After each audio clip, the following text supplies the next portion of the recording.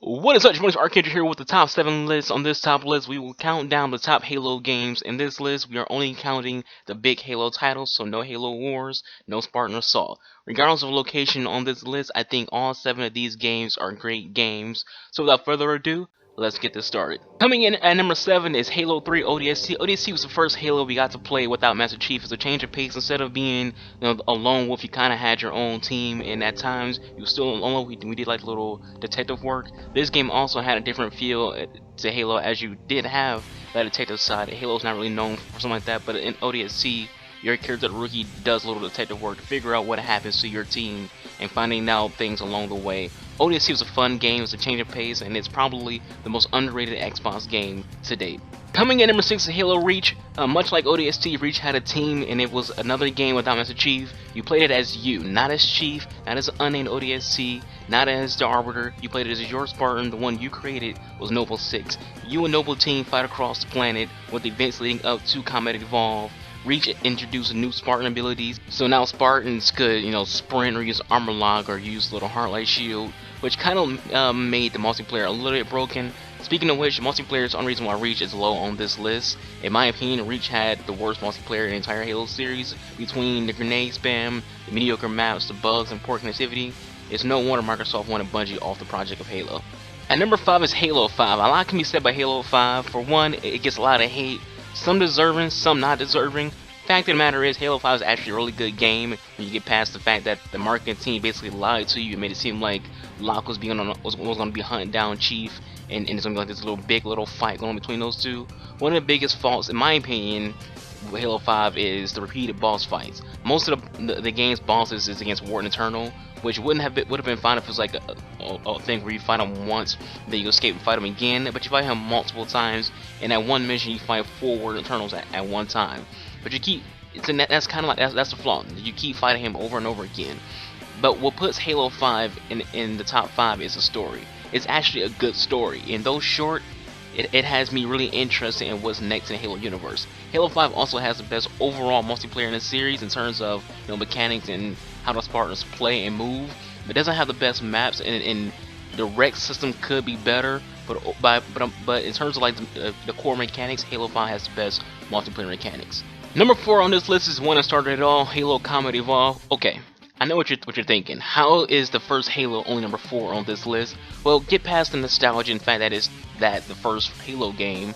Halo CE is an amazing game, one of the greatest shooters ever, one of the best Xbox games ever. Amazing story, amazing soundtrack, great multiplayer. It had no flaws until newer Halo games came out and did everything CE did, but improved on everything CE did, and that's why it's at 4 on this list.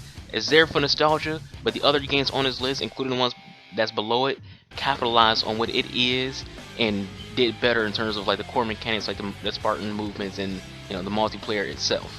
Number 3 on this list is Halo 3. Halo 3 is where we really start to see how close Cortana and Master Chief are. You get to really see that emotional bond that they have in this Halo game.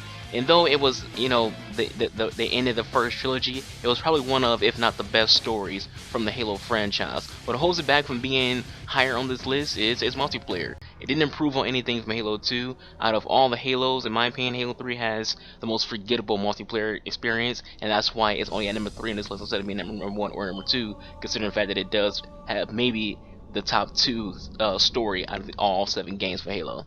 Coming in at number 2 is Halo 2. Shocking, right? Most people would actually, have Halo 2 at the top of their list. Most of them, even I would put Halo 2 at the top of this list. But what held Halo 2 back was, for me, the ending mission was basically a reskin of Halo CE's ending. And there wasn't enough missions with Master Chief. Arbiter was cool, but he had too many missions, in my opinion, for Halo 2 for a brand new character. This style might have been better in Halo 3 than in Halo 2, where Arbiter was underused, which is odd. He's overused in Halo 2, but underused in Halo 3. But anyways, Halo 2, what puts Halo 2 above the other games on this list is its multiplayer. Halo 2's multiplayer is the reason Xbox Live is Xbox Live. A lot of games owe it to Halo 2 for revolutionizing the multiplayer mechanic, the multiplayer aspect of video games. Finally, the last game on this list, number 1, the game in my opinion that is the best Halo game, Halo 4. A lot of people want to hate on 343, and I'm not one of those people. Halo 4 was beyond amazing in my opinion. The story was too good. The introduction of the Prometheans, Cortana going ape shit, the fight with the Didac.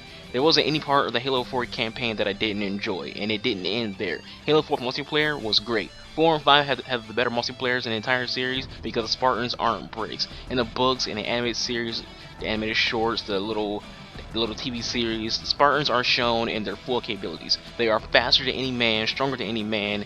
None of the other Halo titles captures that because the Spartans are slow-moving little bricks in both Halo CE through Reach. 4 and 5 capitalize how a Spartan is supposed to move. Yes, Reach had the armor abilities where you can just press a button, but in Halo 4 and Halo 5, all that stuff is built into the Spartan itself, so you don't have to worry about freaking picking up an idol so you can sprint, or picking up an idol so you can use your thruster pack. That's built into the game. Halo 4 had some really good maps as well on multiplayer. All in all, Halo 4 was the most complete Halo game, which in itself says a lot because all the Halo games are very complete games themselves. So to say that this is the most complete of those complete games, to tell you how good of a game this is.